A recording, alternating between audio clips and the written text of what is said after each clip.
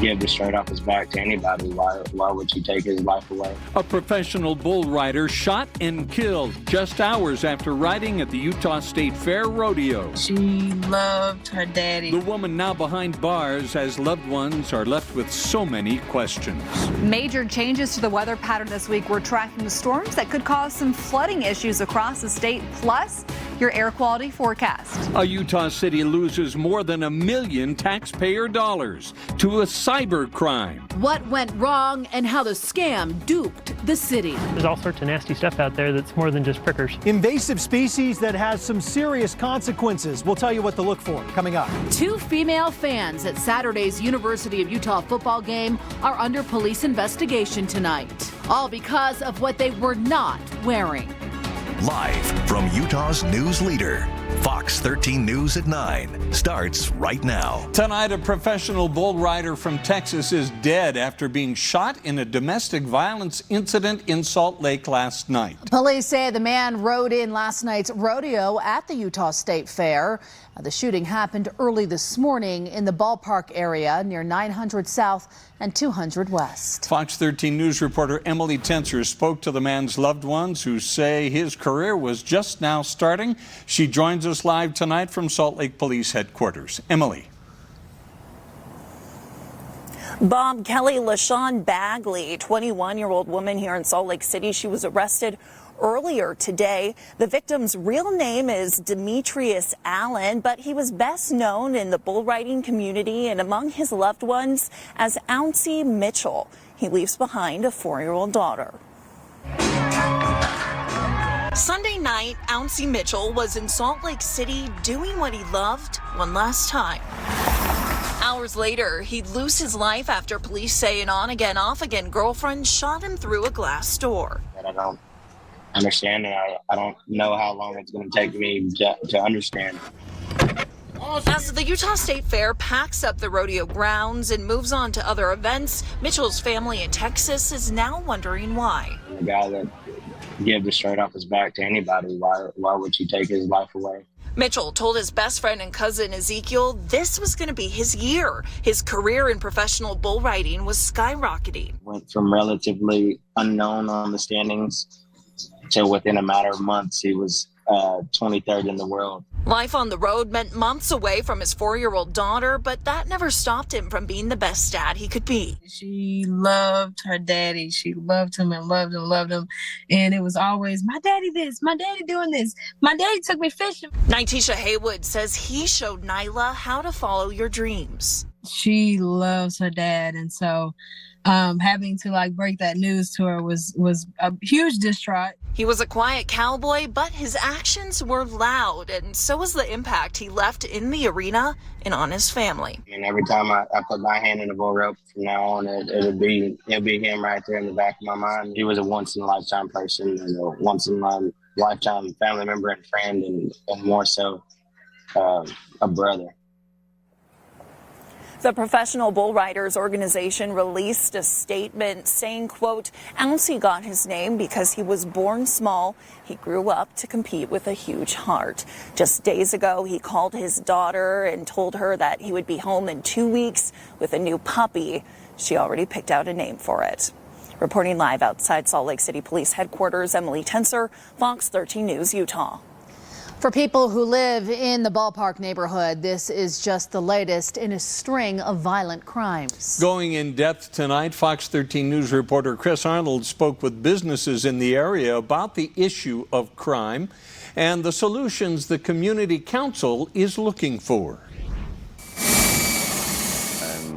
Coach builder for Lockhart Enterprises, full-time, 27 years. In that time, Jason March has seen the ballpark neighborhood around Lockhart Enterprises, which has been open since the 1970s, change quite a bit. There's prostitution and there's a lot of outside influences. A lot of people peddle dope here and a lot of people buy it here. So much so, Marsh says that it has impacted the amount of customers they regularly get. The walk-in sales and just the general people that come in and buy things, they don't even stop in this neighborhood anymore. They just keep going. We've considered moving many times. Amy J. Hawkins is the Ballpark Community Council chair. This building's been a few different things. She's called the Ballpark neighborhood home since 2013. Our violent crime has gotten palpably worse, which is a shame. Since 2018, Hawkins says they've been keeping track of publicly available data when it comes to crime in the neighborhood. They've used things like this map, which details crimes that have happened in the area in that time, including a domestic violence-related homicide that took place in the neighborhood Monday morning. There was a big spike in 2020, but we're still higher than where we were prior to the pandemic. Hawkins has also used CompStat data from the Salt Lake City Police Department, which shows that 5 of the 18 homicides in both 2020 and 2021 were in the ballpark neighborhood. That accounts for 28% of the homicides in Salt Lake for each of those years. While Hawkins tells me they have about 6,000 people living in this area right now, however, she says some longtime residents have moved away. So I asked her what solutions they're looking at to combat the crime in this area. We have a very active neighborhood watch group. We have a group that meets to literally pick up trash and needles and other sharps in the neighborhood. If there are solutions on the table, we are aimed at them. We are trying to do everything possible. Solutions that those who work in the area, like Marsh, are hopeful for. I believe we need some tough love, and the criminal element has to actually be punished for what they're doing. In the ballpark neighborhood, Chris Arnold, Fox 13 News, Utah. Well, starting our work week once again with more hazy skies. Oh man, take a look at this time-lapse video. You can see we started out pretty sunny, but as the day went on, man, our skies certainly did fill up. We need these hazy skies, this smoke, to move on out because temperatures are on the way down. Yeah, so when are we going to see the sun again that doesn't have the filter of those hazy skies out? Not for a few more days. Into tomorrow, we're going to have the more comfortable temperatures and better air quality, but we have some storms that are going to be a concern even into our overnight hours. Right now, a lot of rain into northern Arizona, moving up north. Now, the reason that this seems a little bit odd, it's not the typical pop-up afternoon thunderstorms that we would normally see during monsoon season. What we're seeing with this is tropical moisture that's moving from south to north. So we're going to continue with some strong storms into our overnight hours. We don't need that daytime heating for it. So up towards Alton, Bryce Canyon, Loa, Hurricane just near Washington right now in Washington County. We've got some thunderstorms moving through the state, and we will continue with some areas of heavy rainfall into the overnight hours, particularly for southern and central Utah. So starting at 4 a.m., we'll have aerial flood watches, Zion, Springdale, Hurricane, St. George. These areas are most likely to see our heaviest rainfall. That starts at 4 a.m. and takes you through tomorrow night. And then into tomorrow morning, we look into our overnight hours. We're going to have temps 50s and 60s for much of the state, near 70 for Salt Lake tomorrow morning. Let's talk about how long the stormy pattern will last coming up. All right, Allison, thank you. The Department of Health and Human Services is reporting 6 new cases of monkeypox in Utah. 1 new case in Davis County, 4 in Salt Lake County, and 1 more in the Ogden area. That brings the total to 125 cases statewide since May. But vaccinations against the virus are also increasing. 30 new vaccinations were reported today. In all, about 3,600 people at risk of the virus have now been vaccinated. Well, tonight, University of Utah police continuing to investigate an incident involving 2 topless women at Saturday's football game against Southern Utah University. The school says the 2 women had body paint on their torsos and nothing else. They ended up putting their shirts back on after a female officer asked them to. The university says detectives will follow up this week to determine whether criminal charges will be filed. And if the women are students, they could be referred to the dean of students for other potential discipline. A spokesperson for the Utes football team declined to comment. Murray police say a man is dead after he was hit by a vehicle while riding his bike this morning. Police say the cyclist was in his 30s and riding west on Cottonwood Street just before 6:45 a.m. when a northbound car hit him. The driver stayed on scene and cooperated with police. Investigators are still trying to figure out who had the right-of-way and whether impairment played a role.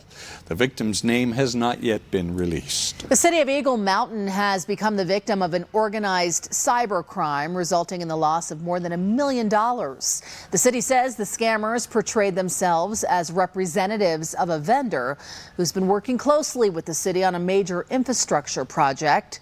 The hacker used an email address that looked very similar to the official address of the actual vendor, and the city sent the money through an automated clearinghouse transfer. Our investigation has determined that it appears that whoever was responsible inserted themselves into an ongoing email thread between Eagle Mountain City and the vendor. The FBI, the Utah County Sheriff's Office, and the real vendor have all been contacted. The city says no resident, client, or vendor information was compromised. Authorities also say no city or vendor employees are under suspicion at this point. Former President Trump's legal team responds to the government. I'm David Spunt at the Department of Justice. That story coming up. Plus, a Utah mom has a warning for every parent out there. The dangers of this invasive plant and why it could do more than just hurt you. Gas prices are falling, but Utahns are still paying more. We'll show you why and what might happen soon. The top executives for the Utah Jazz explained why they traded away their 2 All-Stars. If you're a Jazz fan, you want to stay tuned. In national news, former President Trump's legal team is objecting to the government's candidates for special master. His lawyers say the criminal investigation into material seized from his Florida home has spiraled out of control. They want a judge to leave an order in place temporarily halting core aspects of the Justice Department probe. Fox's David Spunt shows us where things stand. Former President Donald Trump's attorneys out with a new filing, insisting some of the documents in question by the government may not be classified after all. On Monday, Trump's legal team filed a lengthy 21-page response to the government's argument that a third-party arbiter called a special master should have limited powers. Trump's team disagrees, calling the overall investigation a document storage dispute that has spiraled out of control. The filing states the government wrongfully seeks to criminalize the possession by the 45th president of his own presidential and personal records. Trump landed at Dulles Airport in Northern Virginia on Sunday, prompting speculation on social media as to why he's in the area for only the second time since leaving office. Multiple sources close to the investigation deny the FBI planned to visit Trump's Northern Virginia golf club or meet with Trump himself. On social media, Trump announced he was working from the club on Monday.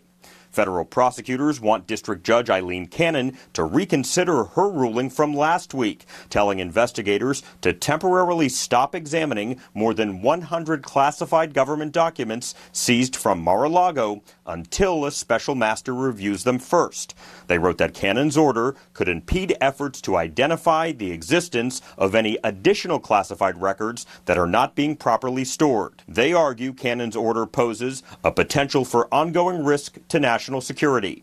A Texas woman is facing criminal charges. She's accused of making threats against the judge presiding over this case. In Washington, David Spunt, Fox 13 News, Utah. Jury selection kicked off today in the fraud trial of Trevor Milton. He's the founder of Utah-based Nikola Motor Company.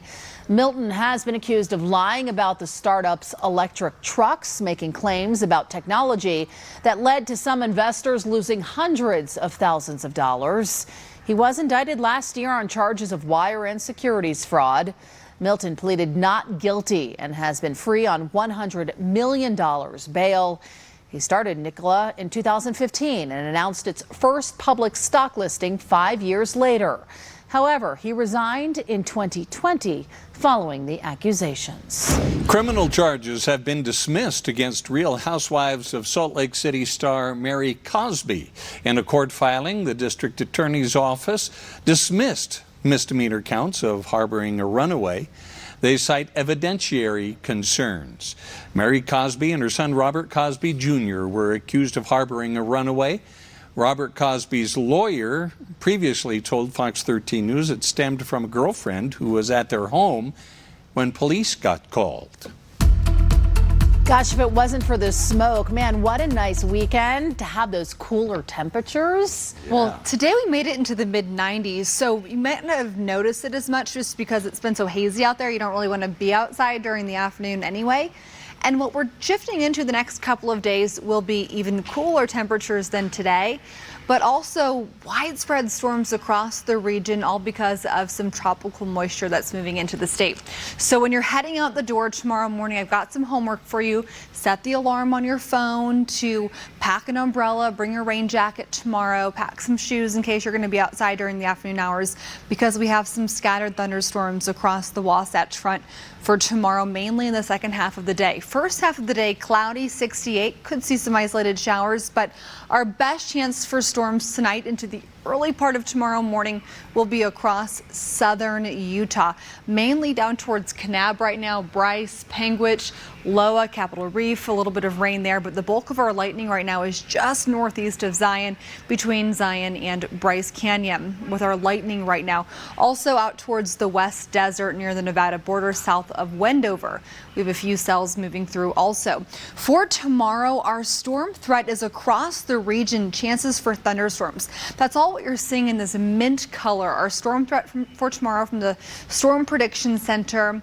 It's going to bring us that chance for thunderstorms everywhere, but we are most likely to see our heaviest rainfall along our I-15 corridor, Salt Lake City, Wasatch back, Colville, I-80, further south down through Price. Concerns along Highway 6 will be recent burn scars with some areas of heavy rainfall tomorrow. We're going to have scattered flash flooding down through I-15 all the way through Washington County and then over towards Ely, Nevada. So overnight temps here across the state about 55 to 70 for almost all of you. So you'll have a somewhat cool start tomorrow, but we're going to continue with showers and thunderstorms during the afternoon hours, especially along the Wasatch Front. So grab the umbrella. Air quality is moderate tomorrow, so at least we have an improvement to our air quality the next few days. But we'll have some pockets of heavy rainfall here across the state. That'll definitely be a possibility. So by Tuesday afternoon, Price, Park City, mid-60s. It's definitely going to be a different ball game tomorrow as far as temperatures go. Air quality is going to improve, and we're going to end up with temperatures that are going to remain pretty consistent all week long. But we'll see an uptick in rain also. Air quality is going to be improving drastically into tomorrow, and that's going to be great news for all of us. Wind will be a little breezy at times, about 15 to 20 miles per hour tomorrow afternoon. For St. George, your chance of precipitation is rather high. Tuesday night, Wednesday, you're at widespread storms, and then things will start to taper off for the St. George area. For Ogden, your chance of storms will be rather high Tuesday through Thursday. We're looking at scattered to widespread to even likely storms by Thursday night. St. George, you're around 80 degrees Tuesday, Wednesday, becoming sunnier this weekend with temps around 85 to 90 Thursday through the weekend. And for Salt Lake City, temperatures near 80 degrees for much of our 7-day forecast. We'll break down our rain chances in your Super 7-day. The late Queen Elizabeth's children gathering in Scotland on Monday for emotional tributes to their mother. I'm Martha Rivera in London with the details coming up. Thousands of mourners paid their respects to the late Queen Elizabeth in Scotland's capital today. The Queen's coffin cortege will make its way back to London tomorrow. Fox's Madeline Rivera reports. Emotional tributes on Monday in Scotland, honoring the life and service of the late Queen Elizabeth. With heads bowed, King Charles and his 3 siblings standing vigil around their mother's coffin inside St. Giles Cathedral. Her Majesty's coffin making its way from Holyrood House Palace through the crowded streets of Edinburgh to the cathedral for a service of thanksgiving. It was lovely to see the family together and to see Her Majesty the Queen's at rest. The cathedral opening to the public following the service. Thousands waiting in line for hours to pay their respects to the Queen before her coffin travels back to London. Many overcome with emotion. Very sad. We know it's real, but when you see a coffin in there, it comes home. The lines at Buckingham Palace are only getting longer ahead of the Queen's arrival on Tuesday. Her coffin is expected to stay here overnight before it travels in a public procession to Westminster Hall on Wednesday. Meanwhile, King Charles carrying on with his duties, visiting both the UK and Scottish parliaments. The new king addressing Parliament for the first time as monarch. I am deeply grateful for the addresses of condolence by the House of Lords and the House of Commons, which so touchingly encompass what our late sovereign, my beloved mother, the Queen, meant to us all. While lying in state, the Queen's coffin will be guarded in a continuous vigil until her state funeral on Monday. In London, Mallory Rivera, Fox 13 News, Utah. People just need to be aware of it, take care of it, and also to recognize where it is and how to remove it. What might look beautiful on the outside can be harmful to you and your family. We'll show you what to look for. Environmental activists want state leaders to take bigger steps to save the Great Salt Lake. Gas prices in Utah are falling, but it's inconsistent. And that can be confusing for drivers, right? Especially all of us who see the national averages going down. We'll break it down and what might happen in the future. It's another big week for the Cougars and Utes. BYU against Oregon, Utah against San Diego State. We'll hear from both teams.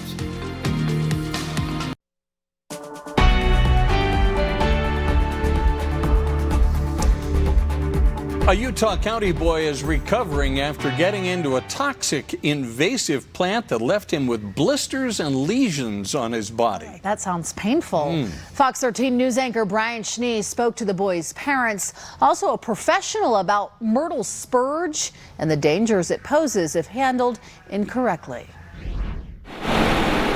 It's pretty. You look at it and it's got all these fun, spiral-shaped leaves. What looks beautiful on the outside, They have these blue-green leaves. They're pointy and kind of have a spiral arrangement as they work up the stem. can be dangerous on the inside. There's all sorts of nasty stuff out there that's more than just prickers. There's a lesson to be learned about myrtle spurge, an invasive species plant that not only can quickly spread and take over a landscape, but can do some bodily harm. Most of the time, myrtle spurge grows in the foothills like it does in Immigration Canyon in Salt Lake County. But here in Utah County, it can also be found in neighborhoods.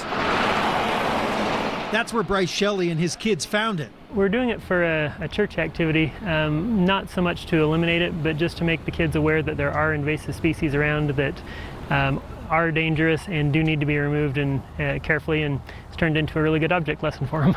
The lesson learned: when trying to get rid of this invasive species, handle with care. I looked and there was just these blisters, these gnarly looking blisters and a red rash that was on the side of his face. I was like, what happened? Aubrey says her son had touched his face after trying to remove the plant. Usually it's just people getting into it. Sometimes kids, they break it open and it has that sap and they think it's fun to play in it and they don't realize of the hazard. The sap from the myrtle spurge can irritate skin and even contribute to blindness if it reaches the eye. If severe enough, experts recommend seeking medical attention. Take precautions. You don't want to, be pulling it and rub your eye or anything like that. And you'd want to put it in a garbage bag and then take that to the dump. They ultimately treated the blisters with hydrocortisone cream and they improved. Days later, just some scabs. A lesson learned. People just need to be aware of it, take care of it, and also to recognize where it is and how to remove it. And a good heads up for parents and others who don't know what's growing in their own yard. What might be an ornamental to somebody who doesn't have kids and doesn't have to worry would be poisonous to your own kid. In American Fork, Brian Schnee, Fox 13 News, Utah. I'll have to look out for that. The Red Cross is helping a Layton family after a fire forced them from their home this evening. It happened on East Case Creek Drive at 1600 North. Crews say the fire started in the basement. You can see smoke billowing out of the home in this picture. The fire caused about $300,000 in damage. The response shut down nearby roads for a time. The cause of the fire is still under investigation. This week, Governor Cox is in Israel on a trade mission. That mission is to help Utah businesses capitalize on the emerging opportunities in Israel and to build bridges between economies. The 2020 Abraham Accords unlocked economic opportunities that Utah businesses are taking advantage of. Not only that we have 60 delegates, but we have the governor, the president of the Senate, and the Speaker of the House for our state, all on this trip. That speaks volumes about what the potential that they see in this trip, like what could come from that for the state of Utah, and also about their solidarity with the state of Israel. That is Salt Lake City's Rabbi Sam Spector there with the governor. The governor's Office of Economic Opportunity and World Trade Center Utah wrote about the trip, saying past trade missions have been successful in helping businesses network and gain valuable information. This is an all hands on deck moment. We need every single person living in this bioregion to step up. Environmentalists are rallying to push state lawmakers to do more to save the Great Salt Lake. Today, one group unveiled a series of proposals to save the lake. Fox 13 News political reporter Ben Winslow has more. This ecosystem is collapsing, and we are seeing it so clearly. We are seeing the dust already blowing into the valley. It's already affecting our lives. The Great Salt Lake is at its lowest recorded levels, which impacts our water supply, health, and wildlife. We need a response that matches this urgency. The time for baby steps was 20 years ago. Denise Cartwright has founded the group Save Our Great Salt Lake, which is rallying people to demand more from political leaders. I want to have children here. I want to have a future here. I have a company here. I'm concerned about our future, and I'm seeing that more and more from people I'm speaking to. The group is drafting a list of action items they want the legislature to tackle, starting with permanent water rights for the Great Salt Lake and big changes to the Bear River, a major source of water for people in northern Utah and the lake itself. No more dams, diversions, or development off of the Bear. Let's demand it from our legislature. I think this is a crisis unlike anything we've ever seen. The future of the Salt Lake Valley is at stake. All of our futures, all of our lives, our health is at stake. The Great Salt Lake has become a bigger priority on Utah's Capitol Hill and in Salt Lake City, and there are signs of progress. Lawmakers spent millions on conservation measures and getting water to the lake. With the building of this new wastewater treatment plant, Salt Lake City's Public Utilities Department is exploring ways to permanently donate water to the Great Salt Lake. On average of 33 million gallons per day. It's because Salt Lake City residents are becoming so good at water conservation, they don't need to reclaim it for future use. What we're seeing with conservation and with all of this ethic around water is that we may not need to reuse that water for municipal and industrial purposes, and instead we could take those water rights and commit them to Great Salt Lake levels. That is huge. Save Our Great Salt Lake says it's organizing for more action. They also want the lake treated differently. We believe that Great Salt Lake should have a right to flourish and exist as a living ecosystem. We would love for Great Salt Lake to be a part of the global rights of nature movement, which is asking us to stop viewing nature as property and start looking at nature's ecosystems as sovereign entities worthy of legal rights. And lawmakers tell me they are working on bills dealing with the Great Salt Lake and water conservation. Those will be unveiled in the 2023 session that starts in January.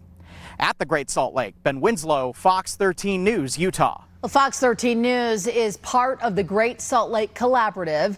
It's a group of local news outlets, academic groups, and community organizations all calling attention to the Great Salt Lake and ways to save it. You can find out more by visiting greatsaltlakenews.org. Knowing how to act around trains. That's the focus of Utah Rail Safety Week. When we come back, 7 rules everyone should follow. And coming up, I'm tracking storms across southern Utah. Right now, stormiest conditions Kanab up through Panguitch. I'll let you know what you can expect through the rest of tonight and also when our air quality will improve and we'll have less smoke. Stop! Trains can't. That's the slogan of the National Highway Traffic Safety Administration's campaign to raise awareness of safety at railroad crossings. They and several transportation partners kicked off Utah Rail Safety Week today. In the past 10 years, there have been 134 collisions at highway rail grade crossings, resulting in 28 fatalities and 40 injuries. This year's theme for Rail Safety Week is Use Your Brains Near Trains. We spent a lot of time working with our operators, UTA, our freight operators, everybody in the state, to make sure that we have safe rail crossings. The National Highway Traffic Safety Administration do have 7 rules for train safety. They say watch for trains in both directions, listen for trains, stop for flashing lights, do not go around the gate, walk bikes and scooters through the crossing, don't play on tracks, and remember, trains cannot stop quickly, but you can. The Utah Court of Appeals has ordered a woman to pay back some unemployment benefits she received while waiting for the COVID-19 vaccine. She was laid off when the pandemic hit and collected unemployment. She was offered a chance to go back to work and then declined until she was fully vaccinated.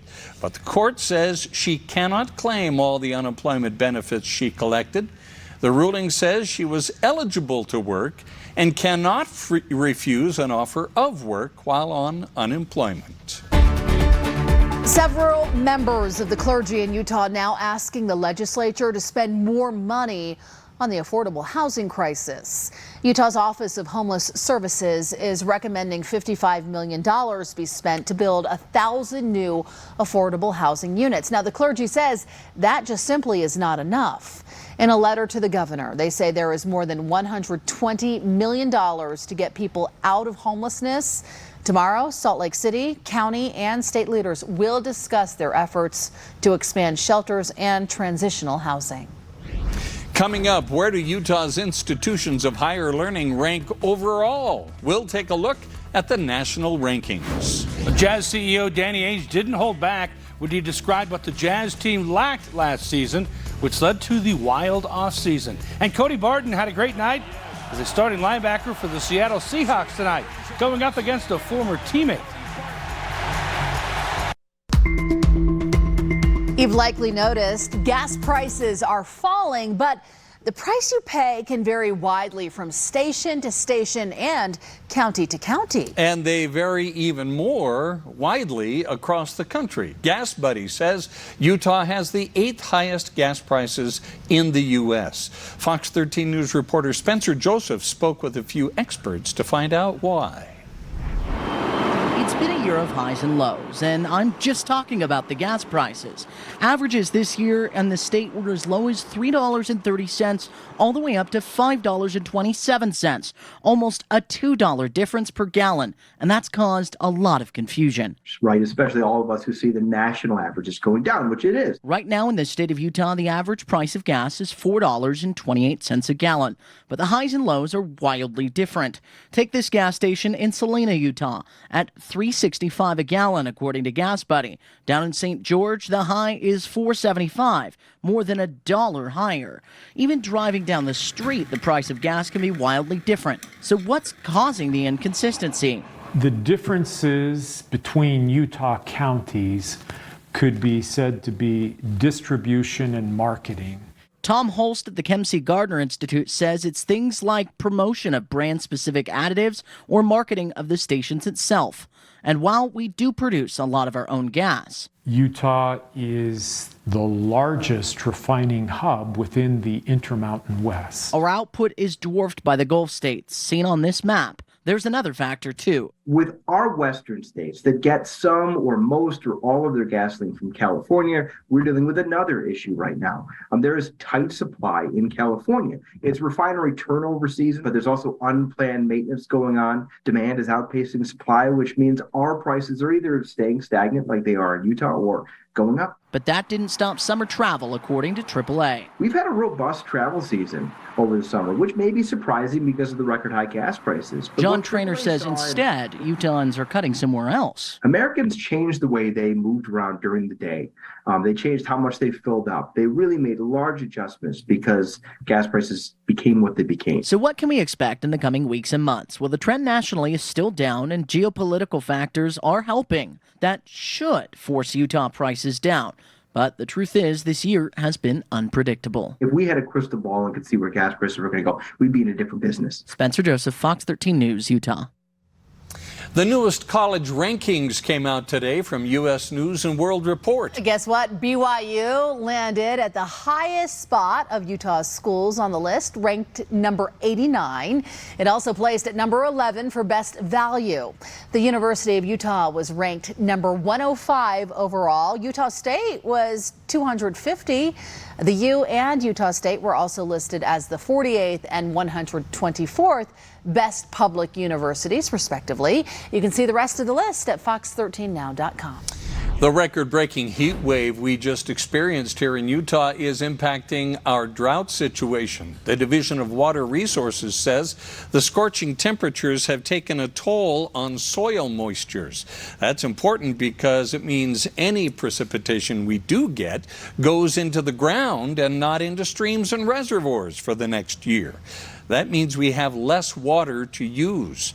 The division says the good news is communities around the state are enacting water conservation ordinances designed to save water. The drought also has some cities now seeking new sources of water. The Department of Natural Resources says North Logan, Alpine, and Echo are seeking new wells or activating emergency well resources. In Echo, the Weber Basin Water Conservancy District is hauling some water to the community for a while just to ensure an adequate supply. I have good news and I have bad news. Good news is our more comfortable temperatures are going to stick around all week. And we also have some more good news. The air quality is improving, plus we've got some rain in the forecast. The bad news is we may get too much rain in some areas. So starting at 4 a.m., we'll have aerial flood watches from Zion down through Springdale, Hurricane, St. George, Washington. So in Washington County, we're going to have flash flood warnings, aerial flood watches overnight into tomorrow evening. So satellite and radar right now, we're seeing the storms getting going Kanab up through Bryan Head, Bryce Canyon, and our heaviest rainfall is expected to be into tomorrow, moving even further north as this moisture continues to surge northward.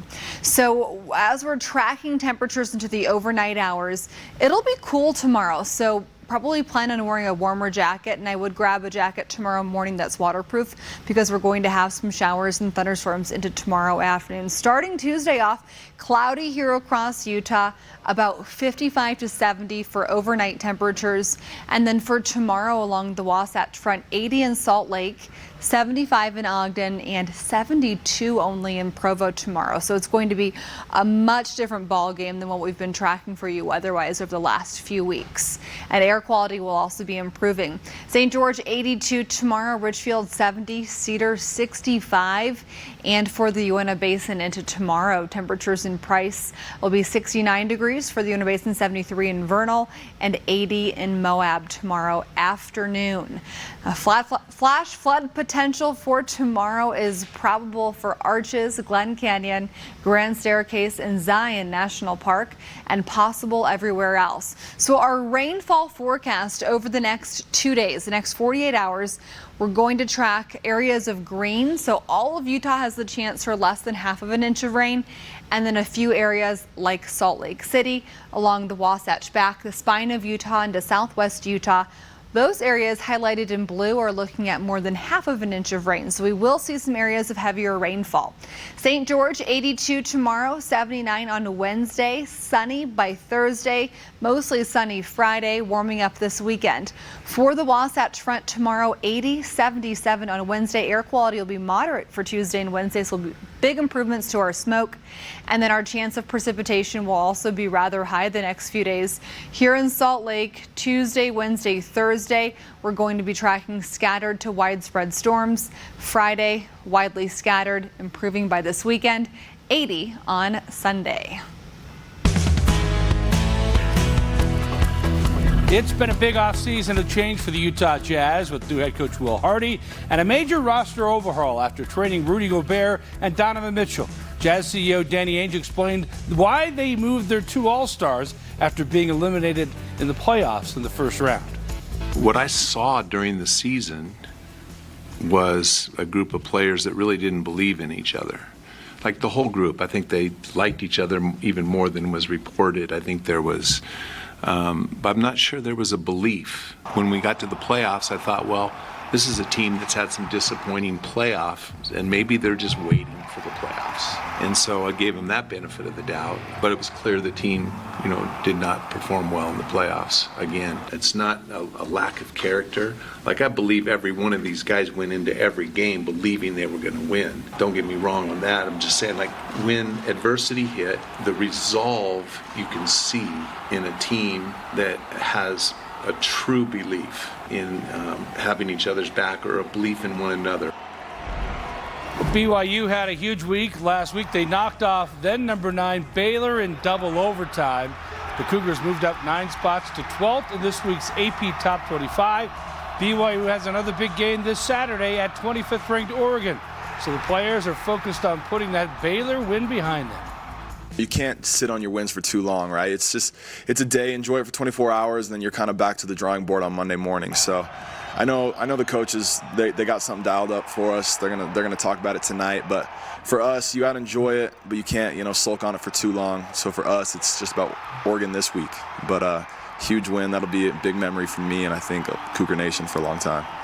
Utah will host San Diego State on Saturday. It was against the Aztecs last year that Cam Rising emerged for the Utah offense, coming in late in the game to lead a comeback attempt that ended in a triple overtime loss.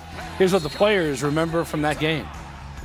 Cam Rising's coming out party. That was the biggest thing. So we got him starting this year, so hopefully it's a different outcome. That we lost. Nothing else? Nope. We want a revenge tour, and we want to come out with that victory on Saturday. They got guys that are just ball hawks, and they're physical and a well-coached team. So it's going to be a challenge. We're looking forward to the opportunity to get back out there and go play them. Should be a fun game, I'll tell you that. It was a return of Russell Wilson to Seattle as the Broncos took on the Seahawks. Cody Barton took down Wilson for the sack. The former Brighton Bengal and Utah Ute had 10 tackles, including one more here for a loss on the final drive of the game, helping the Seahawks win it 17-16. Yeah, knocked his helmet right out. Wow. He was a little banged up on that play, but boy, what a great game. Starting linebacker now for that's the Seahawks. awesome. That is so He looks just like Leander. They all look the same. That's All true. look the same, Well, they're good athletes. They all have the same genes, I guess. Yeah, apparently. Thanks, Jeff. We'll be right back.